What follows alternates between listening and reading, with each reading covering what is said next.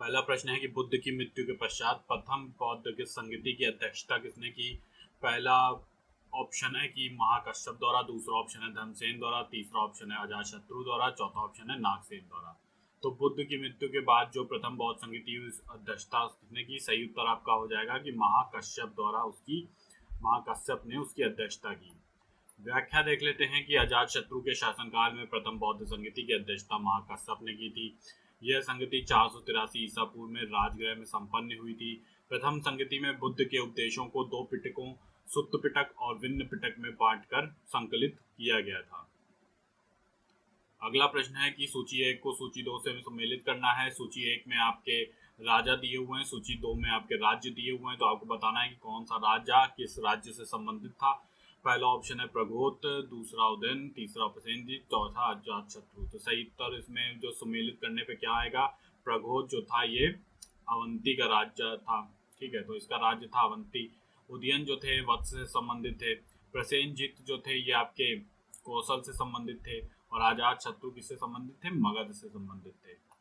ठीक है, तो यहाँ पे आपका सही उत्तर हो जाएगा। व्याख्या देख लेते हैं। प्रगोत अवंती का राजा था। अवंती की राजधानी क्या थी, अवंती की राजधानी थी उज्जैनी। ठीक है, उज्जैनी थी। उदयन जो था ये वत्स का राजा था। वत्स राज्य की राजधानी थी, ये क्या थी, कौशाम्बी थी। कौशल राजा जो था, राज्य जो था वो राजा प्रसेनजीत था, राज्य का राजा। कौशल की राजधानी क्या थी, श्रावस्ती थी। अजातशत्रु जो था ये मगध राज्य का राजा था और मगध की राजधानी क्या थी, गिरिवज्र थी। तो यहाँ पे आप राजधानियां भी जरूर देख लीजिएगा, तो राजधानी भी कभी पूछ सकता है। अगला प्रश्न है, अपनी मदुरा विजय में अपने पति के विजय अभियानों का वर्णन करने वाली कवयित्री थी। कौन थी जिसने मदुरा विजय में अपने पति के विजय अभियानों का वर्णन किया है। पहला ऑप्शन है भारती, दूसरा ऑप्शन है गंगा देवी, तीसरा ऑप्शन है वरदाम्बिका, चौथा ऑप्शन है वज्जिका। सही उत्तर क्या हो जाएगा, सही उत्तर होगा आपका गंगा देवी। ठीक है, तो गंगा देवी ने जो है अपने पति का मदुरा विजय अभियानों का वर्णन किया है। बुक्का प्रथम ने अपने पुत्र कुमार कंपन को मदुरा अभियान पर भेजा। मदुरा को विजयनगर साम्राज्य में मिला लिया, जिससे विजयनगर साम्राज्य का विस्तार क्या हो गया, रामेश्वरम तक हो गया। इस विजय की चर्चा कुमार कंपन की पत्नी गंगा देवी ने अपनी कृति मदुरा विजय में की है। अगला प्रश्न है, दाराशिकोह ने किस शीर्षक के अंतर्गत उपनिषदों का फारसी में अनुवाद किया था। पहला ऑप्शन है अल फहरिस्त, दूसरा ऑप्शन है किताबुल बयान, तीसरा ऑप्शन है मज्म उल बहरीन, चौथा ऑप्शन है सिर्र अकबर। तो दाराशिकोह ने उपनिषदों का फारसी में अनुवाद किया था, उस फारसी पुस्तक का नाम क्या था। सही उत्तर क्या हो जाएगा, सिर्र अकबर। ठीक है, तो सिर्र अकबर में दाराशिकोह ने उपनिषदों का फारसी में अनुवाद किया है। व्याख्या देख लेते हैं। दाराशिकोह शाहजहां का सबसे बड़ा पुत्र था।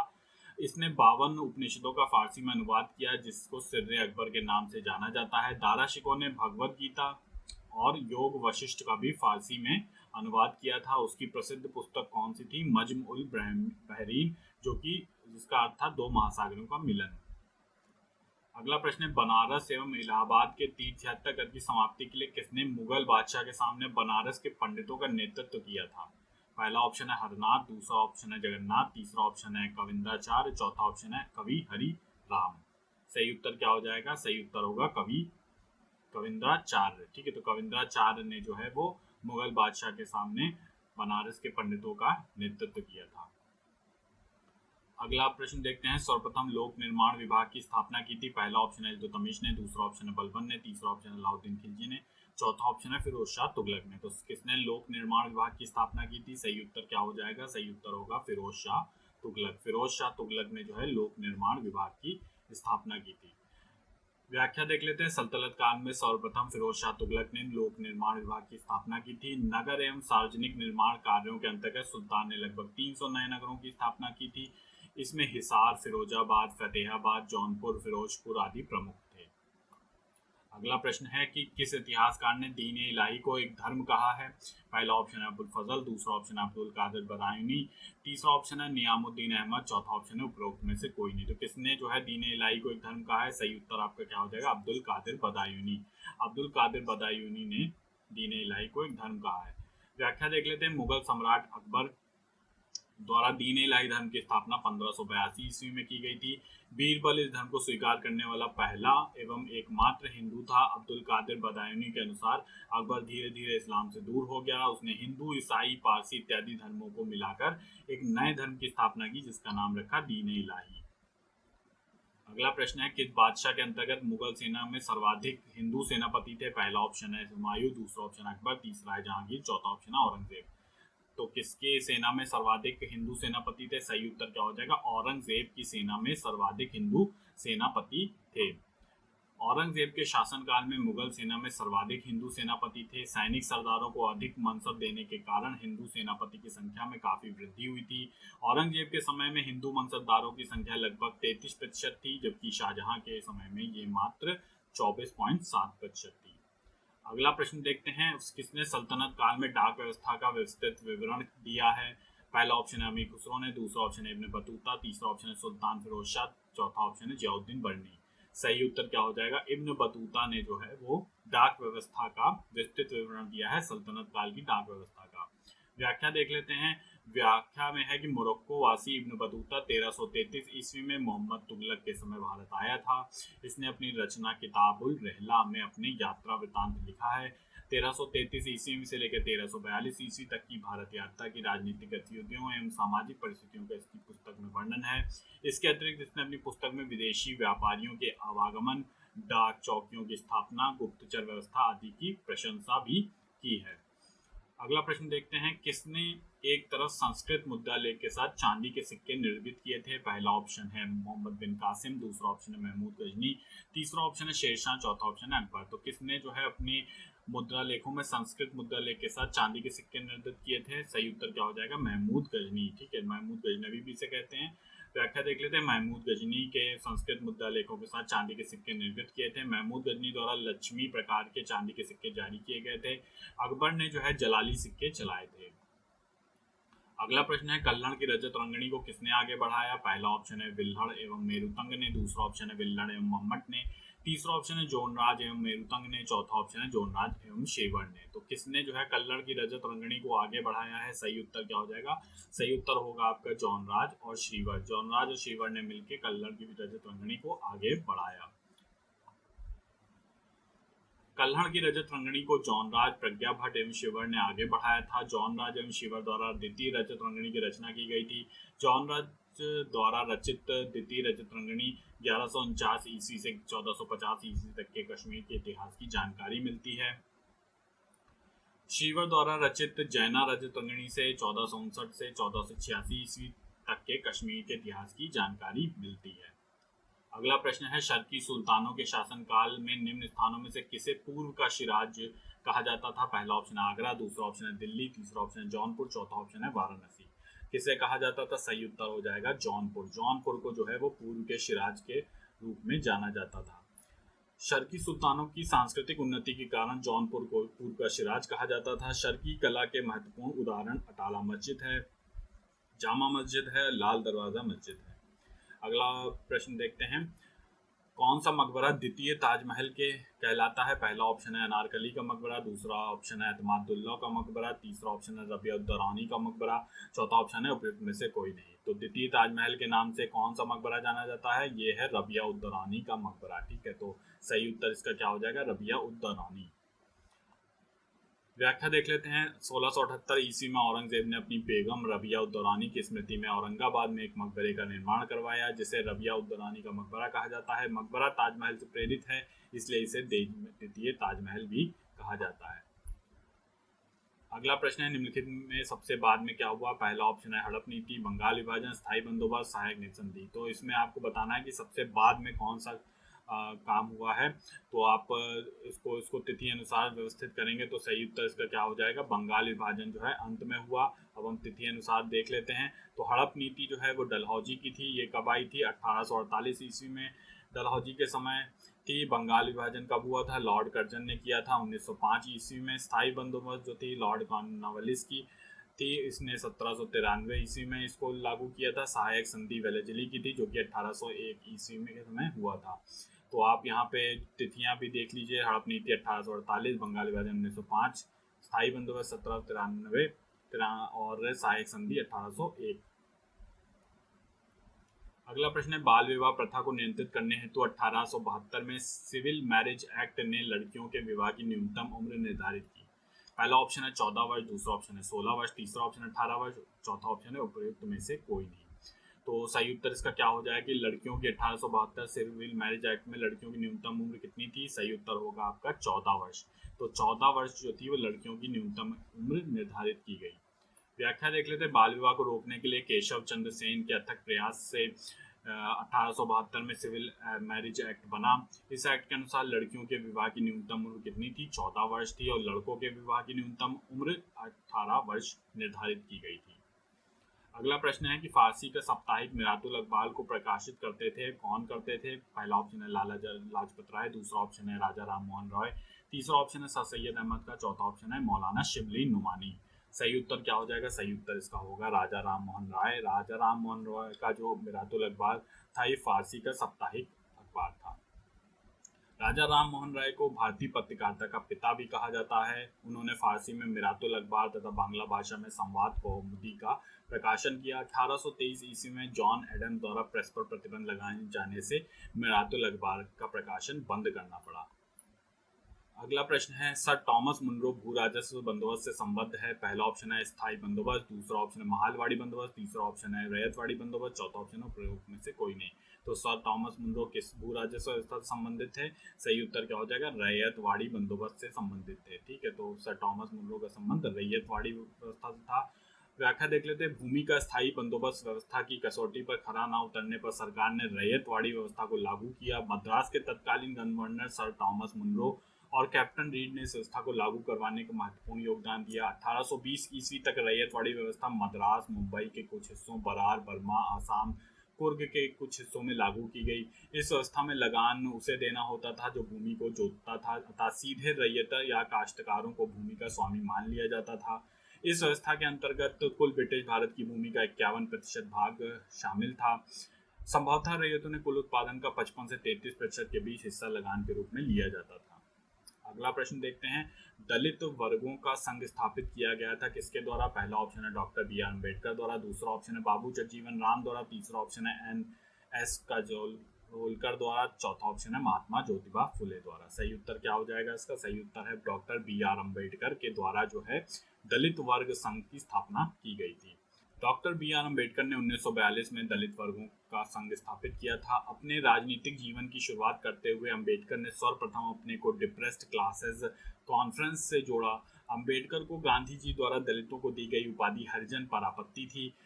उनके अनुसार इसमें दलित वर्ग और अधिक कमजोर होगा। दलित नामकरण अम्बेडकर द्वारा दिया गया था। अम्बेडकर को भारतीय संविधान के निर्माता के रूप में जाना जाता है। ये 7 सदस्यीय प्रारूप समिति के भी अध्यक्ष थे।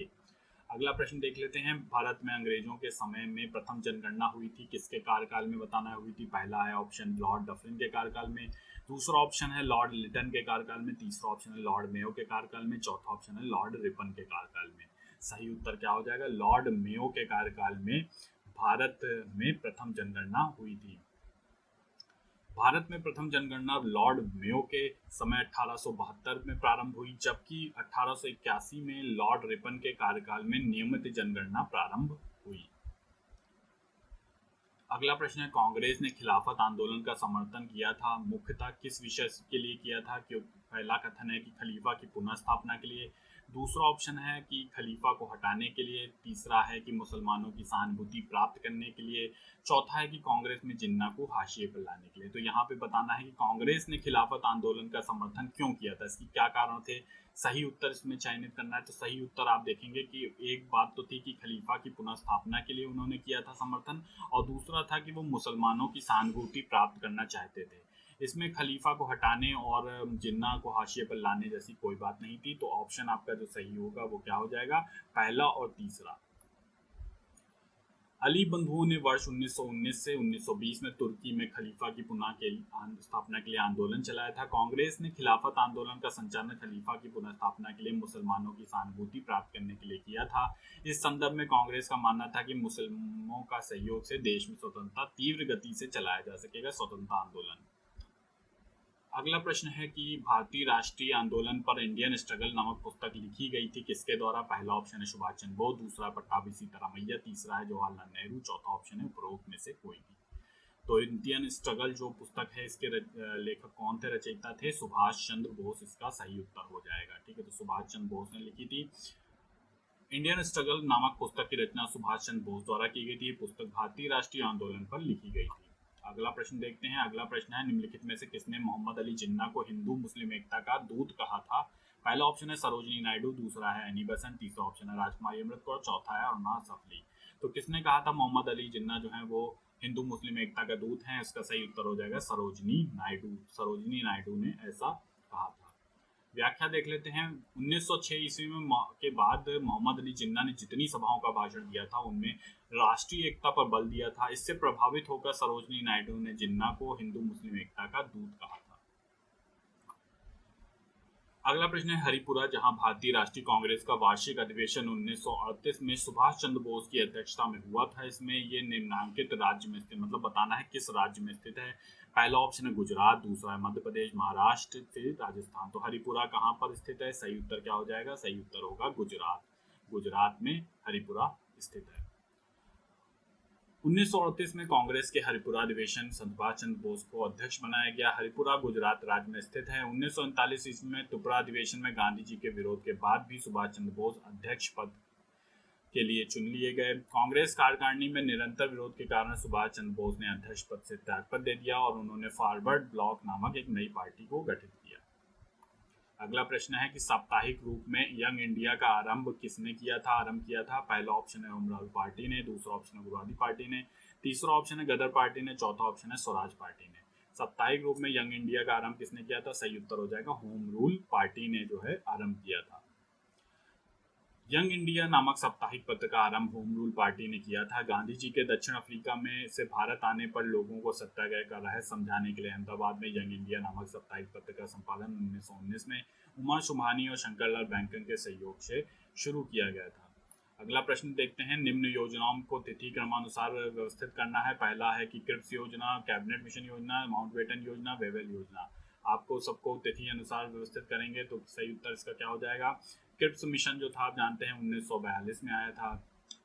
कैबिनेट मिशन योजना जो आपकी आई थी ये आपकी 1946 में आई थी। माउंटबेटन योजना ये आपकी 1947 में आई थी और वेवेल योजना 1945 में आई थी। तो आप इस तरह से अपना तिथि अनुसार व्यवस्थित करेंगे तो सही उत्तर क्या हो जाएगा? 1 4 3 2। तो आप यहाँ पे भी देख सकते हैं क्रिप्स मिशन योजना जो थी वही 1942 में आई थी, वेवेल योजना 1945 में आई थी, कैबिनेट मिशन 1946 में आया था और माउंटबेटन 1947 में आया था। अगला प्रश्न देखते हैं। निम्नलिखित में से कौन सुमेलित है? पहला, इसमें आपको बताना है कि कौन सा सुमेलित है, तो आपको देखना है तो इसमें सही सुमेलित कौन सा है। आप सारे देखेंगे तो इसमें सही उत्तर क्या हो जाएगा? युगांतर जो है वो अरविंद घोष से संबंधित है। तो युगांतर जो है वो अरविंद घोष से है, बाकी अन्य जो है ये सुमेलित नहीं है। अगला प्रश्न है, निम्नांकित कूट का उपयोग करते हुए निम्न आंदोलनों को तिथि के अनुसार सही स्थान पर रखना है। तो बताना है कि सही तिथि के अनुसार कौन से सही होंगे, व्यवस्थित करने हैं। पहला ऑप्शन है सविनय आंदोलन, फिर खिलाफत आंदोलन, फिर असहयोग आंदोलन, फिर भारत छोड़ो आंदोलन। ठीक है, तो इस प्रकार हम इसको जब तिथि अनुसार व्यवस्थित करेंगे तो हम देखेंगे कि कौन सा आता है। खिलाफत आंदोलन 1919 में हुआ था, असहयोग आंदोलन 1920 में हुआ था, सविनय आंदोलन 1930 में और भारत छोड़ो आंदोलन 1942 में। तो इसको तिथि अनुसार व्यवस्थित करने पर ये सबसे पहले खिलाफत आंदोलन आएगा, फिर असहयोग, फिर सविनय, फिर भारत छोड़ो आंदोलन अंत में। गुलामगिरी के लेखक बताना है कौन थे। पहला ऑप्शन है बी.आर. अम्बेडकर, दूसरा है ज्योतिबा फुले, तीसरा ऑप्शन है महात्मा गांधी, चौथा ऑप्शन है पेरियार। सही उत्तर क्या हो जाएगा? ज्योतिबा फुले जो थे वो गुलामगिरी के लेखक थे।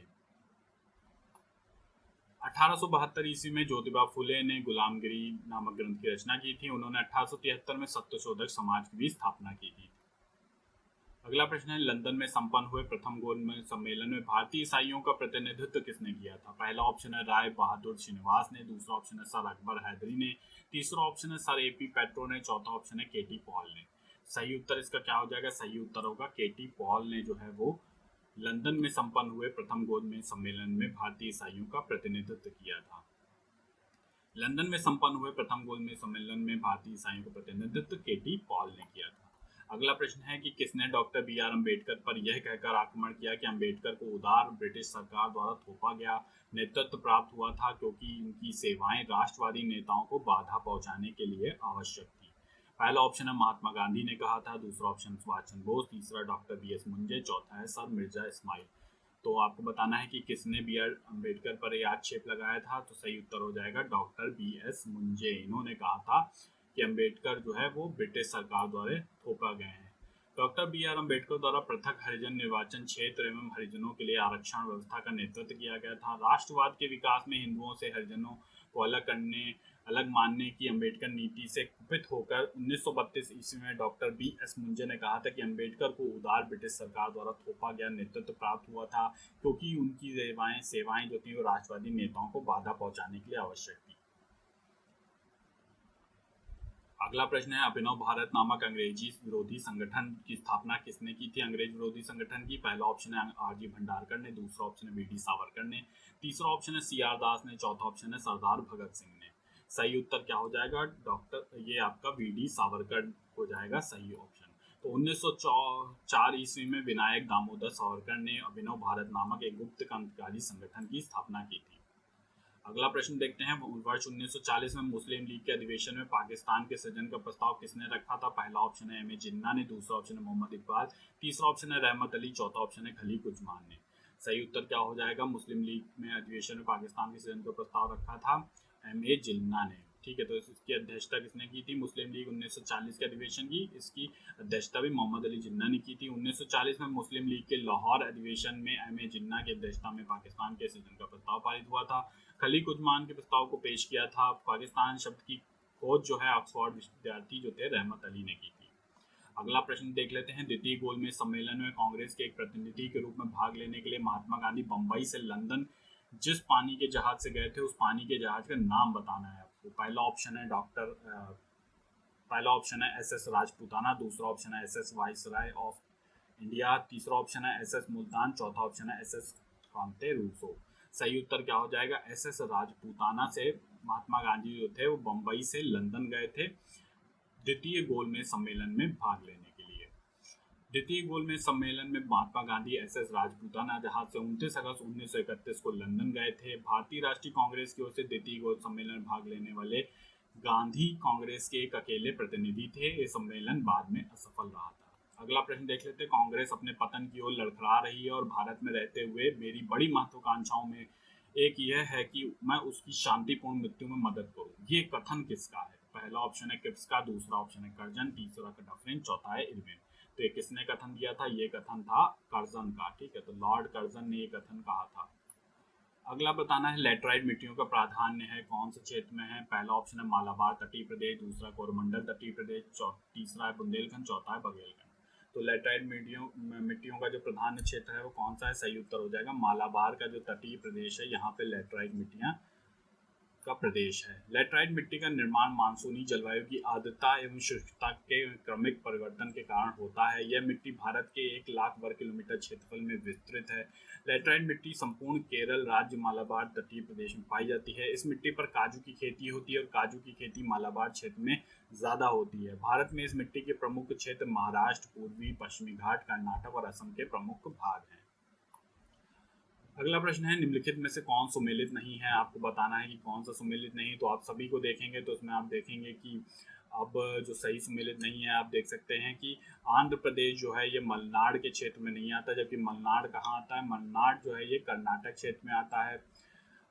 उस समय जब प्रश्न पूछा गया तो बिहार राज्य का विभाजन नहीं हुआ था। तो अब छोटा नागपुर का पठार जो है वो झारखंड के क्षेत्र में आता है। ठीक है, बाकी सब जो है वो सुमेलित हैं। अगला प्रश्न देख लेते हैं, निम्नलिखित कथनों में से पंजाब के संबंध में कौन सही है? यहाँ पे बताना है, पंजाब के संबंध में यह भारत का सर्वाधिक संपन्न राज्य है। इसकी कुल जनसंख्या में अनुसूचित जातियों का अनुपात सर्वाधिक है। इसने जनसंख्या का प्रतिस्थापन स्तर प्राप्त कर लिया है। इसमें से कौन सा कथन जो है वो सही है? तो आप देखेंगे कि पहला भारत का सर्वाधिक संपन्न राज्यों में है ये। ठीक है, पहला भी सही है और दूसरा भी सही है। अगला प्रश्न है, भारत का सबसे अधिक बाढ़ग्रस्त राज्य है? पहला ऑप्शन है असम, आंध्र प्रदेश, तीसरा बिहार, चौथा उत्तर प्रदेश। सही उत्तर क्या हो जाएगा? सर्वाधिक बाढ़ का जो क्षेत्रफल है वो बिहार राज्य में है। अगला प्रश्न है, तुलबुल परियोजना का संबंध है? पहला ऑप्शन है व्यास नदी से, दूसरा ऑप्शन है रावी नदी से, तीसरा ऑप्शन है झेलम नदी, चौथा है सतलज नदी। तो तुलबुल जो परियोजना है किससे संबंधित है? ये संबंधित है झेलम नदी से। ठीक है, तो झेलम नदी से संबंधित परियोजना है तुलबुल परियोजना। अगला कथन और कारण से संबंधित प्रश्न है। नगरीकरण औद्योगिकरण का अनुसरण करता है। ये कथन है, नगरीकरण औद्योगिकरण का अनुसरण करता है। कारण है कि विकासशील देशों में नगरीकरण स्वयं में आंदोलन है। सही उत्तर का बताना है तो इसमें नीचे कूट दिए गए हैं कि ए आर दोनों सही है, मतलब कथन और कारण दोनों सही है और कारण कथन की सही व्याख्या करता है। दूसरा ऑप्शन है कि कथन और कारण दोनों सही है लेकिन कारण कथन की सही व्याख्या नहीं करता है। तीसरा ऑप्शन है कि कथन सही है, कारण गलत है। चौथा ऑप्शन है कि कारण गलत है, कथन गलत है और कारण सही है। सही उत्तर इसका क्या हो जाएगा? सही उत्तर हो जाएगा कि कथन और कारण दोनों सही है लेकिन कारण जो है वो कथन की सही व्याख्या नहीं करता है। अगला प्रश्न देखते हैं कि कथन और कारण से संबंधित है। वर्ष 1951 में भारत ने अपूर्व जनसंख्या वृद्धि का अनुभव किया है। भारत की जानकी इतिहास में वर्ष 1951 को जानकी विभाजन कहा जाता है। तो इसमें भी बताना है कि कथन और कारण क्या दोनों सही हैं या कथन कारण दोनों में से कौन सा सही है, क्या व्याख्या करता है कि नहीं करता है। तो सही उत्तर इसका क्या हो जाएगा? सही उत्तर इसका हो जाएगा कि कथन तो सही है कि 1951 में भारत ने अपूर्व जनसंख्या वृद्धि का अनुभव किया है, लेकिन कारण जो है इसका गलत है क्योंकि जानकी विभाजन का जो इतिहास है उसमें जानकी विभाजन 1921 को माना गया है। ठीक है, तो इस तरह कथन सही है लेकिन कारण गलत है। अगला देखते हैं कथन कारण से संबंधित प्रश्न है। भारत की नगरीय जनसंख्या संयुक्त राज्य अमेरिका से अधिक है। कारण है कि संयुक्त राज्य अमेरिका का नगरीकरण स्तर भारत से उच्चतर है। इसमें बताना है कि कथन और कारण में क्या दोनों सही हैं या कारण कथन की सही व्याख्या करता है। फिर कथन कारण दोनों सही हैं, क्या कारण कथन की सही व्याख्या नहीं करता है। फिर कथन सही है, कारण गलत है। फिर कथन गलत है, कारण सही है। सही उत्तर इसका क्या हो जाएगा? कथन और कारण दोनों सही हैं लेकिन कारण जो है वो कथन की सही व्याख्या नहीं कर रहा है। अगला प्रश्न भी कथन और कारण से संबंधित है। जनसंख्या का आकार और उनकी रचना सामाजिक परिवर्तन के लिए उत्तरदायी है। दूसरा कारण यह है कि व्यावसायिक समूह की प्रजनता जिसमें पत्नियां अधिक लाभकारी पेशों में लगी हैं कम होती हैं तुलना में उसकी आर्थिक वर्ग में ऐसा नहीं है। इसका सही उत्तर क्या हो जाएगा? इसका सही उत्तर हो जाएगा कि कथन और कारण दोनों सही हैं और कारण जो है कथन की सही व्याख्या करता है। व्याख्या देख लेते हैं। सामाजिक परिवर्तन में जनसंख्या का महत्वपूर्ण स्थान होता है। जिस व्यवसायिक समूह में स्त्रियां भी कार्यरत हैं उनमें जनसंख्या दर कम होती है तथा उनका सामाजिक स्तर भी उच्च होता है। अगला प्रश्न है कि भारत में जनसंख्या वृद्धि दर उच्चतम है। पहला है कि वर्ग 1 के नगरों में, दूसरा है कि वर्ग 2 के नगरों में, तीसरा है वर्ग 4 के नगरों में, चौथा है वर्ग 6 के नगरों में। सही उत्तर क्या हो जाएगा? वर्ग 4 के नगरों में। यान मैगलन किस ग्रह पर भेजा गया था? तो ये आपका पहला ऑप्शन है मंगल, दूसरा है शनि, तीसरा है बृहस्पति, चौथा है शुक्र। सही उत्तर इसका क्या हो जाएगा? सही उत्तर हो जाएगा मंगल पर भेजा गया था। अगला प्रश्न है किसमें पृथ्वी के अलावा अन्य जीवन की संभावना है क्योंकि वहां का पर्यावरण जीवन के लिए बहुत अनुकूल है। पहला ऑप्शन है बृहस्पति, दूसरा मंगल, तीसरा यूरोपा जो कि बृहस्पति का चंद्रमा है, चौथा है चंद्रमा जो कि पृथ्वी का चंद्रमा है। सही उत्तर क्या हो जाएगा? मंगल में ऐसा माना जाता है कि वो पृथ्वी के लगभग जो है अनुकूल है और वहां पर जीवन संभव हो सकता है। अगला प्रश्न है कि सूची 1 को सूची 2 से मिलाना है। इसमें पहले सूची 1 में देश दिए गए हैं, सूची 2 में अधीन क्षेत्र दिए गए। तो बताना है कि कौन से अधीन क्षेत्र किस देश के अंतर्गत आते हैं। ऑस्ट्रेलिया का बताना है। तो अगर आप इसमें मिलान करेंगे तो आप देखेंगे कि ऑस्ट्रेलिया के अंतर्गत आता है क्रिसमस द्वीप, डेनमार्क के अंतर्गत आता है ग्रीनलैंड द्वीप, फ्रांस के अंतर्गत आता है सांता क्रूज और स्पेन के अंतर्गत आता है मार्टिनिक द्वीप। ठीक है, तो इसका सही उत्तर क्या हो जाएगा? सही उत्तर ये होगा ऑस्ट्रेलिया में क्रिसमस द्वीप, डेनमार्क में ग्रीनलैंड, फ्रांस में सांता क्रूज, स्पेन में मार्टिनिक द्वीप पाए जाते हैं। ग्रीनलैंड जो है संसार का सबसे बड़ा द्वीप भी है। अगला प्रश्न है कि निम्नलिखित कथनों पर विचार करना है और सही कथन को चुनना है। पृथ्वी के अक्ष के उत्तरी सिरे को उत्तरी ध्रुव कहते हैं। दूसरा कथन है कि 45 डिग्री अक्षांश की लंबाई विषुवत रेखा की आधी होती है। तीसरा कथन है कि पृथ्वी के अक्ष की समांतरता है। चौथा कथन है अपसौर अवस्था में पृथ्वी के परिभ्रमण की गति तीव्र होती है।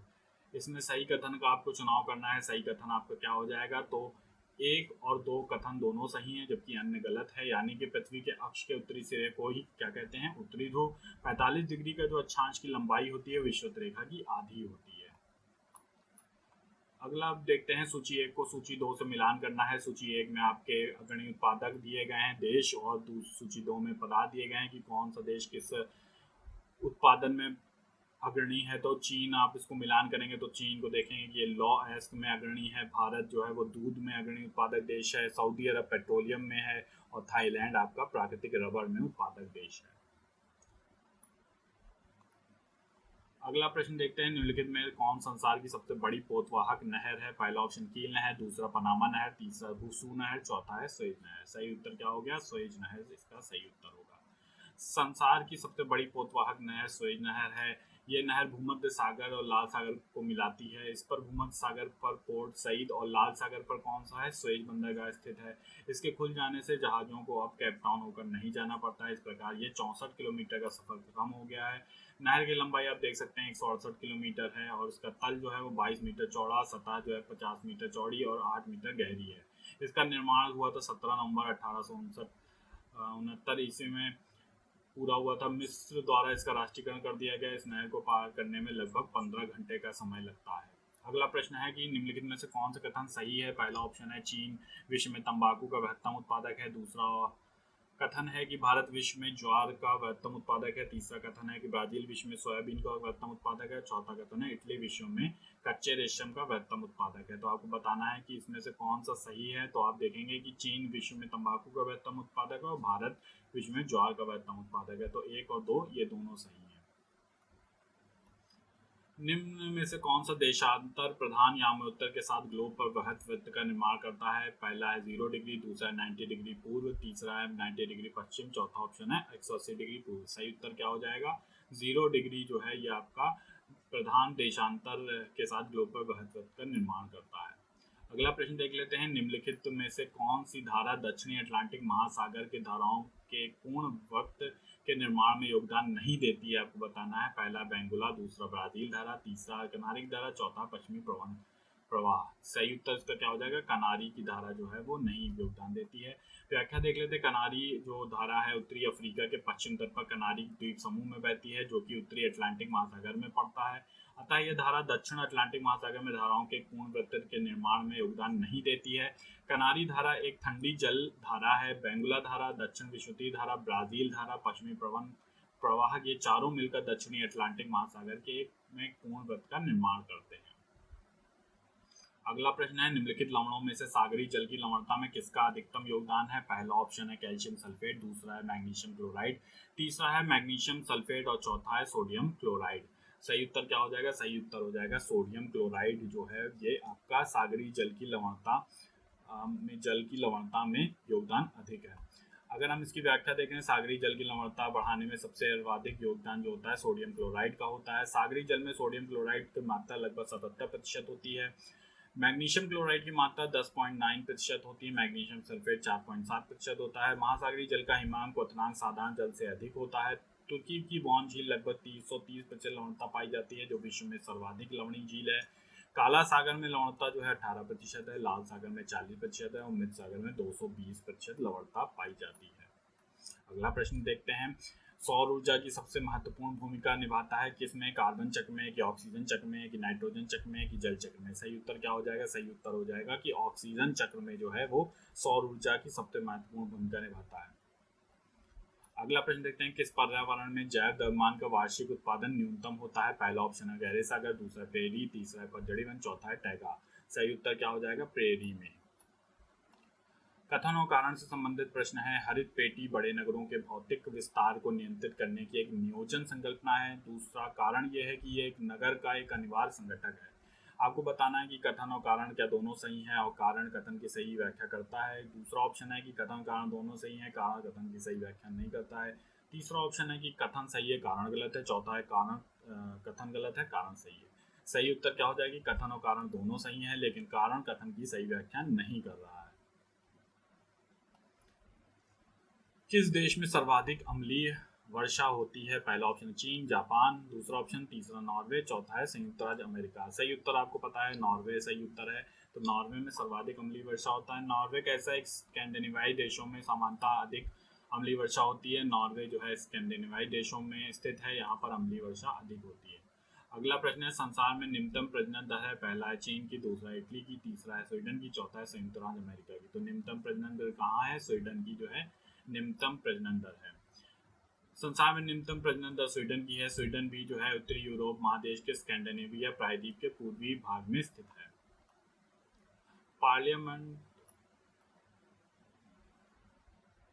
अंतर्राज्यीय परिषद का निर्माण सूत्र बताना है क्या है। पहला है संवैधानिक प्रावधान, दूसरा है संसदीय कानून, तीसरा है योजना आयोग की अनुशंसा, चौथा है मुख्यमंत्री सम्मेलन द्वारा स्वीकृत संकल्प। सही उत्तर क्या हो जाएगा, संवैधानिक प्रावधान जो है वो अंतर्राज्यीय परिषद के निर्माण सूत्र है। सार्वजनिक कल्याण हेतु राष्ट्रपति द्वारा भारतीय संविधान के अनुच्छेद 263 के अंतर्गत अंतर्राज्यीय परिषद की स्थापना की जाती है। अगला है, किस राज्य में लोकसभा में अनुसूचित जाति अनुसूचित जनजाति के आरक्षण नहीं है? क्षेत्रीय परिषदों का सृजन हुआ है। पहला ऑप्शन है संविधान द्वारा, दूसरा है संसदीय कानून द्वारा, तीसरा है सरकारी संकल्प द्वारा, चौथा है राष्ट्रीय विकास परिषद द्वारा। सही उत्तर क्या हो जाएगा? संसदीय कानूनों द्वारा जो होता है क्षेत्रीय परिषदों का सृजन हुआ है। क्षेत्रीय परिषदों का गठन राज्य पुनर्गठन अधिनियम के अंतर्गत हुआ था। संपूर्ण भारत में 5 क्षेत्रों में विभाजित किया गया है। प्रत्येक क्षेत्र के लिए एक क्षेत्रीय परिषद है। क्षेत्रीय परिषदों के कार्य उन विषयों से संबंधित होंगे जिनमें क्षेत्र के सभी या कुछ राज्य या संघ या एक या अधिक राज्य रुचि रखते हैं। इसका पदेन अध्यक्ष कौन होता है? गृह मंत्री होता है। भारत के संविधान के किस अनुच्छेद के अंतर्गत धन विधेयक को परिभाषित किया गया है? पहला ऑप्शन 109, दूसरा 110, तीसरा 111 और चौथा है बी और सी दोनों, यानी 110 111 दोनों। सही उत्तर क्या हो जाएगा? सही उत्तर हो जाएगा 110।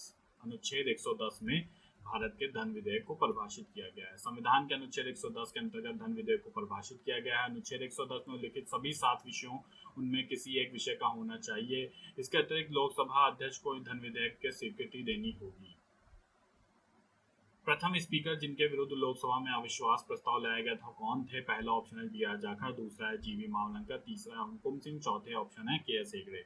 कौन थे जिनके विरुद्ध लोकसभा में अविश्वास प्रस्ताव लाया गया था? तो सही उत्तर आपका हो जाएगा जीवी मावलंकर के विरुद्ध लाया गया था। 18 दिसंबर 1954 ईस्वी को पहली बार लोकसभा में प्रथम अध्यक्ष गणेश वासुदेव मावलंकर के विरुद्ध उन्हें पद से हटाने के लिए एक प्रस्ताव लाया गया था जिसे पारित नहीं हो पाया था, लेकिन ये प्रस्ताव पारित नहीं हो सका था। लाभ का पद परिभाषित हुआ है। पहला ऑप्शन है संविधान द्वारा, दूसरा ऑप्शन है सर्वोच्च न्यायालय द्वारा, तीसरा ऑप्शन है संघीय मंत्रिपरिषद द्वारा, चौथा ऑप्शन है संसद द्वारा। लाभ का पद जो है वो किसके द्वारा परिभाषित हुआ है? संसद के द्वारा परिभाषित किया गया है। अनुच्छेद 84 के अनुसार ऐसे पद को छोड़कर जिसे संसद ने विधि द्वारा छूट दे रखी है, यदि कोई व्यक्ति भारत या किसी राज्य सरकार के अधीन कोई लाभ का पद धारण करता है तो वह संसद के किसी भी सदन का सदस्य नहीं होगा। अगला प्रश्न देख लेते हैं। राज्यसभा में उत्तर प्रदेश के आवंटित स्थान निम्न में से किन राज्यों को आवंटित स्थानों का योग है? पहला ऑप्शन आंध्र प्रदेश मध्य प्रदेश, दूसरा आंध्र प्रदेश तमिलनाडु, तीसरा बिहार गुजरात, चौथा है महाराष्ट्र मध्य प्रदेश। सही उत्तर क्या हो जाएगा? आंध्र प्रदेश और मध्य प्रदेश। अगला प्रश्न देखते हैं। भारत के कार्यवाहक मुख्य न्यायाधीश की नियुक्ति कौन करता है? पहला ऑप्शन है भारत का मुख्य न्यायाधीश, दूसरा ऑप्शन है राष्ट्रपति की पूर्व स्वीकृति से भारत का मुख्य न्यायाधीश, तीसरा है राष्ट्रपति, चौथा है भारत के मुख्य न्यायाधीश के परामर्श से राष्ट्रपति। तो भारत के जो कार्यवाहक मुख्य न्यायाधीश है इनकी नियुक्ति कौन करता है? सही उत्तर हो जाएगा राष्ट्रपति करता है। भारतीय संविधान के अनुच्छेद 126 के अंतर्गत जब भारत के मुख्य न्यायाधीश का पद रिक्त हो या मुख्य न्यायाधीश के अनुपस्थित होने के कारण अपने पद के कर्तव्यों का पालन करने में असमर्थ हो तो भारत का राष्ट्रपति उच्च न्यायालय के किसी भी सुयोग्य न्यायाधीश को कार्यवाहक मुख्य न्यायाधीश के पद की शपथ दिला सकता है। अगला प्रश्न है कि भारत की संचित निधि से धन के निर्गम के पर किसका नियंत्रण होता है? पहला ऑप्शन है नियंत्रक एवं महालेखा परीक्षक, दूसरा ऑप्शन है भारत के वित्त मंत्री, तीसरा ऑप्शन है अधिकृत मंत्री, चौथा ऑप्शन है उपरोक्त में से कोई नहीं। सही उत्तर क्या हो जाएगा? नियंत्रक एवं महालेखा परीक्षक। संसद को संघ के वित्त पर पूर्ण नियंत्रण होता है। प्राक्कलन समिति और लोक लेखा समिति का गठन संसद द्वारा किया जाता है। भारत की संचित निधि पर संसद का पूर्ण नियंत्रण होता है। संसद द्वारा निर्मित विधि के प्रावधानों के अनुसार ही भारत की संचित निधि से धन निकाला जा सकता है। संसद को आकस्मिक निधि को भी स्थापित करने का अधिकार है। अगला प्रश्न है कि भारतीय संविधान का कौन सा अनुच्छेद संसद को अंतर्राष्ट्रीय समझौतों को लागू करने के लिए विधि निर्माण करने की शक्ति प्रदान करता है? तो यहाँ बात कर रहे हैं अंतर्राष्ट्रीय समझौतों के लिए। पहला ऑप्शन है अनुच्छेद 249, दूसरा ऑप्शन है अनुच्छेद 250, तीसरा ऑप्शन है अनुच्छेद 252, चौथा ऑप्शन है अनुच्छेद 253। सही उत्तर क्या हो जाएगा इसका? सही उत्तर होगा अनुच्छेद 253। भारतीय संविधान के अनुच्छेद 253 में कहा गया है कि संसद किसी भी अंतर्राष्ट्रीय संधि करार को क्रियान्वित करने के लिए समूचे देश या राज्य सूची के विषय पर कानून बना सकती है। अगला प्रश्न है भारतीय संविधान के निम्नलिखित अनुच्छेदों में से कौन सा भिन्न वर्ग में आता है? पहला ऑप्शन अनुच्छेद 14, दूसरा है अनुच्छेद 15, तीसरा अनुच्छेद 16, चौथा है अनुच्छेद 19। सही उत्तर क्या हो जाएगा? अनुच्छेद 19 जो है वो अन्य से भिन्न है। देख लेते हैं व्याख्या। अनुच्छेद 14 जो है इसके अनुसार राज्य भारत के राज्य क्षेत्र में किसी व्यक्ति को विधि के समक्ष समता या विधियों के समान संरक्षण से वंचित नहीं करेगा। अनुच्छेद 15 कहता है कि धर्म, मूलवन, जाति, लिंग, जन्म स्थान के आधार पर विभेद का प्रतिषेध है। अनुच्छेद 16 है लोक नियोजन के अवसर पर अवसर की समता रहेगी। अनुच्छेद 19 जो है ये आपका वाक स्वतंत्रता आदि विषय कुछ अधिकारों से संरक्षण प्रदान करता है। अगला प्रश्न है भारत में कोई भी राजनीतिक दल राष्ट्रीय दल के रूप में मान्यता प्राप्त कर सकता है यदि वो राज्य स्तर पर दल है कम से कम कितने राज्यों में। पहला ऑप्शन है 3 राज्यों में, दूसरा है 4 राज्यों में, तीसरा है 5 राज्यों में, चौथा है 7 राज्यों में। तो कितने राज्यों में अगर वो एक राज्य स्तरीय दल है तो वो राष्ट्रीय दल के रूप में मान्यता प्राप्त कर सकता है। सही उत्तर क्या हो जाएगा, 4 राज्यों में अगर वो दल है तो वो राष्ट्रीय दल के रूप में मान्यता प्राप्त कर सकता है। अगला है कथन और कारण से संबंधित प्रश्न। भारत में स्थायी दलीय व्यवस्था नहीं है, कथन है। इसका कारण यह है कि अत्यधिक संख्या में राजनीतिक दल हैं। सही उत्तर बताना है आपको, तो कथन कारण क्या दोनों सही हैं और कारण कथन की सही व्याख्या करता है। दूसरा ऑप्शन है कि कथन कारण दोनों सही है लेकिन कारण कथन की सही व्याख्या नहीं करता है।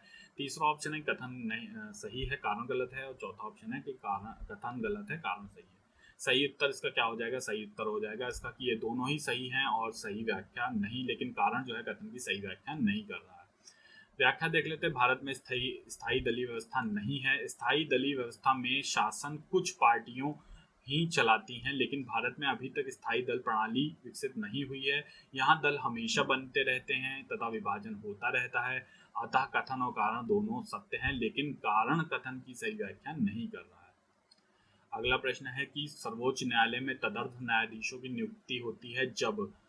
पहला ऑप्शन है कि कतिपय न्यायाधीश दीर्घकालीन अवकाश पर जाते हैं। दूसरा ऑप्शन है कि स्थायी नियुक्तियों के लिए कोई उपलब्ध नहीं होता है। तीसरा ऑप्शन है कि न्यायालय के समक्ष लंबित वादों में असाधारण वृद्धि होती है। चौथा ऑप्शन है न्यायालय के किसी सत्र के लिए न्यायाधीशों को फोरम नहीं होता है। तो कब जो है तदर्थ न्यायाधीशों की नियुक्ति होती है सुप्रीम कोर्ट में, जब।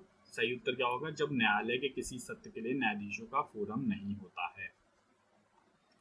व्याख्या देख लेते हैं कि मुख्य न्यायाधीश राष्ट्रपति की पूर्व सहमति से उच्चतम न्यायालय के न्यायाधीश के रूप में नियुक्त किए जाने की योग्यता रखने वाले किसी उच्च न्यायालय के न्यायाधीश को संबद्ध उच्च न्यायालय के मुख्य न्यायाधीश से परामर्श करके तब तदर्थ न्यायाधीश के रूप में नियुक्त कर सकता है जब उच्चतम न्यायालय के सत्र को आयोजित करने या चालू रखने के लिए न्यायाधीशों की आवश्यकता होती है। यह अनुच्छेद 127 में वर्णित है। इस प्रकार नियुक्त किए गए न्यायाधीशों को उच्चतम न्यायालय के न्यायाधीशों की सभी अधिकारिता, शक्तियां, विशेषाधिकार तब तक प्राप्त होंगे जब तक वो उच्चतम न्यायालय के न्यायाधीश के रूप में कार्य करता रहेगा। अगला प्रश्न है कि लोकसभा की बैठक समाप्त की जा सकती है, कैसे की जा सकती है। पहला ऑप्शन है स्थगन द्वारा, दूसरा है सत्रावसान द्वारा, तीसरा ऑप्शन है विघटन द्वारा, चौथा ऑप्शन है उपरोक्त सभी द्वारा। तो लोकसभा की बैठक जो है समाप्त की जा सकती है उपरोक्त सभी के द्वारा, यानी कि स्थगन करके भी, सत्रावसान करके भी और विघटन करके भी। अगला प्रश्न जो है कथन कारण से संबंधित है। कथन है कि सरकार कुछ सार्वजनिक क्षेत्र की इकाइयों का विनिवेश कर रही है। दूसरा ऑप्शन है कि ये दूसरा कारण है कि सार्वजनिक क्षेत्र की इकाइयां पर्याप्त रोजगार के अवसर सृजित नहीं कर पाई हैं। तो आपको बताना है कि कारण जो है वो कथन जो है वो कारण से संबंधित है, दोनों सही हैं, या कारण कथन की सही व्याख्या कर रहा है। दूसरा ऑप्शन है कि कथन कारण दोनों सही है लेकिन कारण कथन की सही व्याख्या नहीं कर रहा है। तीसरा ऑप्शन है कि कथन तो सही है कारण गलत है। चौथा ऑप्शन है कि कथन गलत है कारण सही है। सही उत्तर इसका हो जाएगा कि कथन कारण दोनों सही हैं किंतु कथन कारण की सही व्याख्या नहीं कर रहा है, मतलब कारण कथन की सही व्याख्या नहीं कर रहा है। व्याख्या देख लेते हैं। 1966 में विनिवेश आयोग स्थापित किया गया। अगस्त 1999 में इसमें 58 सार्वजनिक क्षेत्र के उद्यमों के बारे में अपनी सिफारिश दी। इनकी सिफारिशों में संकेत दिया गया कि सार्वजनिक विक्रय की अपेक्षा रणनीतिक विक्रय का प्रयोग 41 मामलों में करना चाहिए तथा सिर्फ 5 सार्वजनिक उद्योगों में सार्वजनिक विक्रय की नीति की सिफारिश की। इस प्रकार कथन कारण दोनों सत्य हैं लेकिन कारण कथन की सही व्याख्या नहीं करता है। अगला प्रश्न है उत्तर प्रदेश में 1971 में व्यापारिक बैंकों का खास जमा अनुपात निरंतर क्या हुआ है। ऑप्शन है निरंतर घटा है, निरंतर बढ़ा है, स्थिर रहा है, 1990 तक बढ़ा, फिर तत्पश्चात घटा। सही उत्तर क्या हो जाएगा, निरंतर बढ़ा है। अगला प्रश्न है कि वित्त आयोग की सिफारिशों के अनुसार कौन सा कर केंद्र सरकार उत्तर प्रदेश सरकार के साथ नहीं बांटती है। पहला है आयकर, दूसरा उत्पादन कर, तीसरा तत्कर, चौथा है कृषि आयकर। सही उत्तर क्या हो जाएगा, तत्कर। ठीक है, तो तत्कर उत्तर प्रदेश में नहीं लगता है। एक कृत्रिम उपग्रह में विद्युत ऊर्जा का स्रोत क्या होता है। पहला है थर्मोपाइल, दूसरा सौर सेल, तीसरा डायनेमो, चौथा है लघु नाभिकीय रिएक्टर। तो सौर सेल जो है इसका सही उत्तर होगा। एक कृत्रिम उपग्रह में विद्युत ऊर्जा का स्रोत क्या होता है, सौर सेलें होती हैं। कृत्रिम उपग्रह में सौर सेलें लगी होती हैं जो सूर्य के प्रकाश से विद्युत उत्पादन करती हैं जिसका उपग्रह में प्रयोग होता है। अगला प्रश्न है तारे अपनी ऊर्जा प्राप्त करते हैं। पहला ऑप्शन है नभ के संलयन से, दूसरा ऑप्शन है गुरुत्वीय संकुचन से, तीसरा है रासायनिक अभिक्रिया से, चौथा है नाभिकीय विखंडन से। आपको बताना है नीचे दिए गए कूट में से आपको सही उत्तर चुनने हैं, तो बताना है कि किस प्रकार से तारे अपनी ऊर्जा प्राप्त करते हैं। तो इसका क्या होगा, नाभिकीय संलयन से भी प्राप्त करते हैं, गुरुत्वीय संकुचन से भी प्राप्त करते हैं। तो ये दो माध्यम हैं जिससे तारे अपनी ऊर्जा प्राप्त करते हैं। तारे अत्यधिक गुरुत्वाकर्षण के कारण संकुचित हो जाते हैं। इसका परिणाम ये होता है कि उनका तापमान बढ़ जाता है। इसके बाद नाभिकीय संलयन की प्रक्रिया शुरू हो जाती है। संलयन में दो हाइड्रोजन अणु मिलकर हीलियम का निर्माण करते हैं और ऊर्जा भी उत्सर्जित करते हैं। अगला प्रश्न है कि नव आविष्कृत उच्च ताप अतिचालक है मिश्र धातुएं, दूसरा ऑप्शन है शुद्ध दुर्लभ मुद्रा धातुएं, और तीसरा ऑप्शन है सिरेमिक ऑक्साइड, चौथा ऑप्शन है अकार्बनिक बहुलक। तो सही उत्तर क्या हो जाएगा, सही उत्तर होगा सिरेमिक ऑक्साइड्स। नव आविष्कृत जो उच्च ताप अतिचालक हैं ये क्या हैं, ये हैं सिरेमिक ऑक्साइड्स हैं। अतिचालकता किस तापमान पर अत्यधिक आर्थिक महत्व की हो सकती है, किससे लाखों रुपए की बचत हो सकती है। पहला है अत्यंत कम तापमान पर, दूसरा है उस तापमान पर जिस पर अर्धचालक होता है, तीसरा है सामान्य तापमान पर, चौथा है अत्यधिक ऊंचे तापमान। सही उत्तर क्या हो जाएगा, अत्यधिक कम तापमान पर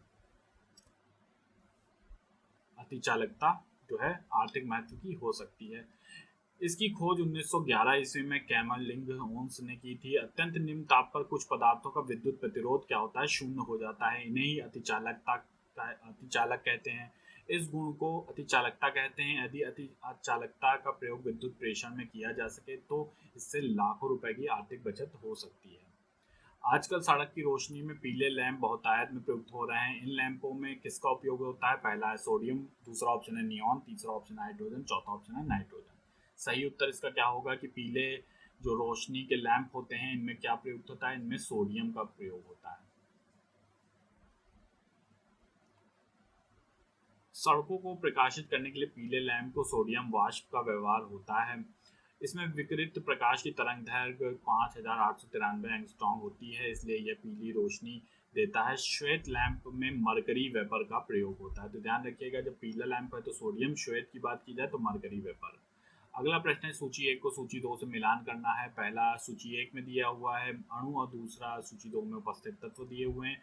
तो बताना है विटामिन B12 का जो है किसमें होता है, और हीमोग्लोबिन का संबंध, और क्लोरोफिल और पीतल। तो आप इसको मिलान करेंगे तो आप देखेंगे कि सबसे पहले जो आसान है उसको देखिए, हीमोग्लोबिन में होता है लोहा का तत्व, ठीक है, क्लोरोफिल में होता है मैग्नीशियम का तत्व, और पीतल में होता है तांबा, और आखिर में कोबाल्ट जो बचा इसको B12, इसको साइना कोबालामिन भी कहते हैं। सही उत्तर क्या हो जाएगा, 2 4 1 3। सही उत्तर होगा आपका 2 4 1 3, ठीक है। तो यानी कि B12 जो है कोबाल्ट है, हीमोग्लोबिन जो है वो लोहा होता है, और क्लोरोफिल में मैग्नीशियम होता है, और पीतल में तांबा होता है। विटामिन B12 जो होता है कोबाल्ट नामक तत्व होता है, हीमोग्लोबिन में लौ पाया जाता है। हीमोग्लोबिन के कारण रक्त लाल हो जाता है, क्लोरोफिल में मैग्नीशियम रहता है जिसके कारण पेड़ों की पत्तियां हरी होती है। पीतल का निर्माण तांबे और जस्ते के मिश्रण से होता है। अगला प्रश्न है जब रक्त में ऑक्सीजन की सांद्रता में कमी आती है तो श्वास की गति कैसी हो जाती है, कम हो जाती है, बढ़ जाती है, परिवर्तित नहीं होती, या पहले घटती है फिर बढ़ती है। सही उत्तर क्या होगा, अगर रक्त में ऑक्सीजन की सांद्रता में कमी आ जाए तो क्या होगा, श्वास की गति बढ़ जाती है, ठीक है, क्योंकि श्वास लेने में कठिनाई होने लगती है।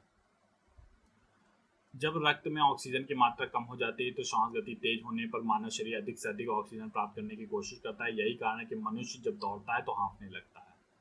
अगला प्रश्न देखते हैं कि असुरक्षित पेयजल एवं बुरी सफाई द्वारा विकासशील देशों में उत्पन्न 3 संचरणीय रोग कौन से हैं, बताने हैं। पहला ऑप्शन है तीव्र प्रवाहिका कैंसर गाउट, दूसरा ऑप्शन है मलेरिया तीव्र प्रवाहिका सिस्टोमोयोसिस, तीसरा है ऑन्कोसर्कता ल्यूकेमिया आर्थराइटिस, चौथा ऑप्शन है कैमेटमा और मलेरिया तथा एड्स। तो सही उत्तर इसका क्या हो जाएगा कि असुरक्षित पेयजल और बुरी सफाई से क्या हो रहा है, मलेरिया तीव्र प्रवाहिका और सिस्टोसोमियासिस जैसी बीमारियां होती हैं। अगला प्रश्न है सिंकोना की छाल से प्राप्त औषधि को मलेरिया के उपचार के लिए प्रयोग किया जाता है। जिस कृत्रिम औषधि ने इस प्राकृतिक उत्पाद को प्रतिस्थापित किया वो कौन सी है। पहला ऑप्शन है क्लोरोमाइसिटिसिन, दूसरा है क्लोरोक्विन, तीसरा है टेट्रासाइक्लिन, चौथा है एपिसिलीन। सही उत्तर क्या हो जाएगा, क्लोरोक्विन जो है इसका सही उत्तर हो जाएगा।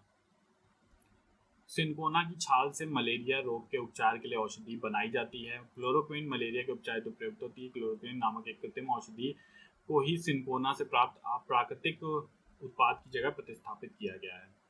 अगला प्रश्न है कथन और कारण से संबंधित है। कुछ जीवाणु अपना भोजन संश्लेषित कर सकते हैं। कारण है कि इन जीवाणुओं में हरा पदार्थ जो हरित लवक कहलाता है पाया जाता है। अब आपको बताना है कि कथन कारण क्या दोनों सही है। कारण कथन की सही व्याख्या करता है। दूसरा ऑप्शन है कथन कारण दोनों सही है लेकिन कारण कथन की सही व्याख्या नहीं कर रहा है। तीसरा ऑप्शन है कि कथन तो सही है कारण गलत है।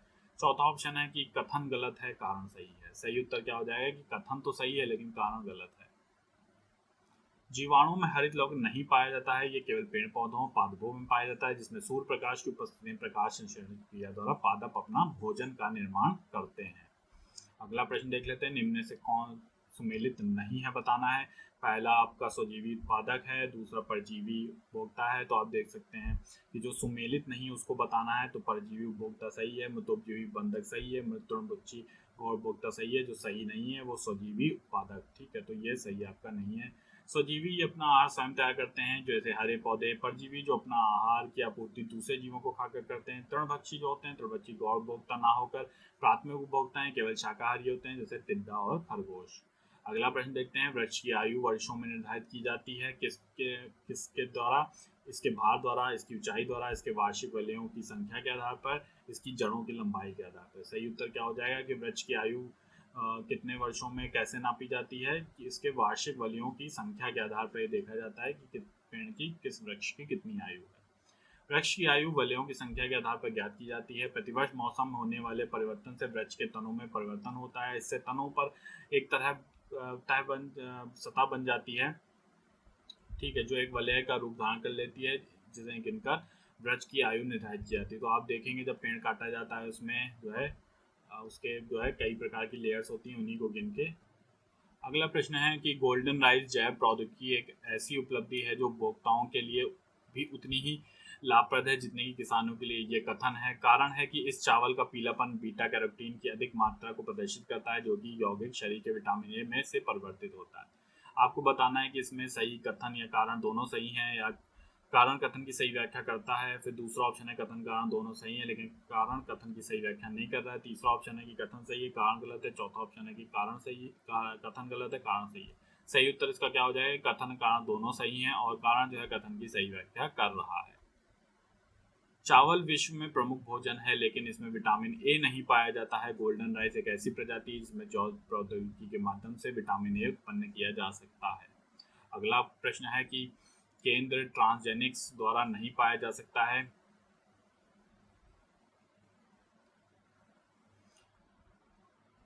अगला प्रश्न है महासागर में डूबी हुई वस्तु की स्थिति जानने के लिए इनमें से किस यंत्र का प्रयोग किया जाता है? पहला ऑडियोमीटर, दूसरा है गैल्वेनोमीटर, तीसरा है सेक्सटेंट, चौथा है सोनार। तो सही उत्तर इसका क्या हो जाएगा कि महासागर में डूबी हुई वस्तु का पता लगाने के लिए सोनार का इस्तेमाल किया जाता है। महासागर में डूबी हुई वस्तु की स्थिति जानने के लिए सोनार नामक यंत्र का प्रयोग किया जाता है। सेक्सटेंट जो है सुदूर स्थित वस्तुओं की ऊंचाई नापने में, गैल्वेनोमीटर से छोटी तरंगों को और ऑडियोमीटर से ध्वनि की तीव्रता नापी जाती है। अगला प्रश्न देखते हैं। यहाँ पे ये रीजनिंग का प्रश्न दिया हुआ है। नीचे दी हुई श्रेणी को लुप्त भिन्न संख्या क्या होगी बताना है। 4/9, 9/20 और उसके बाद गैप है 39/86। इसमें सही उत्तर क्या हो जाएगा? क्या फिल होगा? 19/42 जो है इसका सही उत्तर आएगा। इसको निकालने के लिए पहले हम अंशों को जो है देखेंगे। पहले अंशों को 4×2 + 1 करेंगे तो 9 आएगा।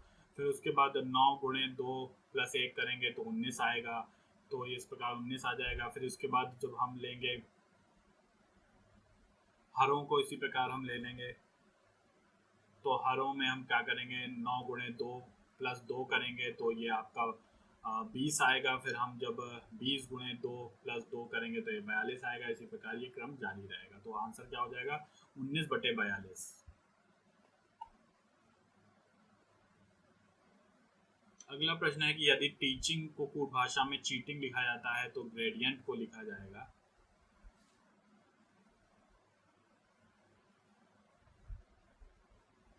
सही उत्तर इसका हो जाएगा डायरेजेंट। ठीक है, तो आप यहाँ पे इसका क्रम देख लीजिएगा, क्रम बदलेगा चौथे और 5वें नंबर का, तो ये बदल जाएगा। अगला प्रश्न, संख्याओं की निम्नांकित श्रेणी की एक संख्या गलत दी गई है। आपको बताना है कि गलत संख्या कौन सी है। 3 8 20 40 100 208 432। सही उत्तर क्या हो जाएगा कि 208 जो है इसमें गलत दिया गया है। यहाँ 208 की जगह 210 होगा। कैसे होगा? क्योंकि जब हम 3 को 8 में परिवर्तित करते हैं तो 3 गुणे 2 प्लस 2 करेंगे तो ये 8 हो जाएगा। फिर 8 गुणे 2 प्लस 4 करेंगे तो ये आपका 20 हो जाएगा। इसी प्रकार ये क्रम जारी रहेगा आगे तक। तो यहाँ 208 जो है 210 आएगा। तो गलत हो जाएगा आपका 208 जो है गलत संख्या है। अब अगला है कि आपको यहाँ पे छूटा हुआ अंक बताना है इस आकृति में कि क्या आएगा। तो आप देख सकते हैं कि आप जब इसको हल करेंगे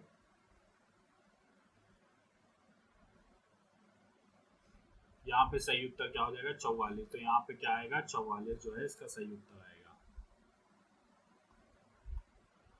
अगला है कि 1 2 5 10 17 26 सारणी में अगला अंक क्या आएगा। तो यहाँ पे जब आप इसको हल करेंगे तो सही उत्तर क्या आ जाएगा 37 जो है यहाँ पे सही उत्तर आएगा। आप इसको आराम से हल कर लीजिएगा क्योंकि अभी हल करेंगे तो बहुत लंबा वीडियो हो जाएगा।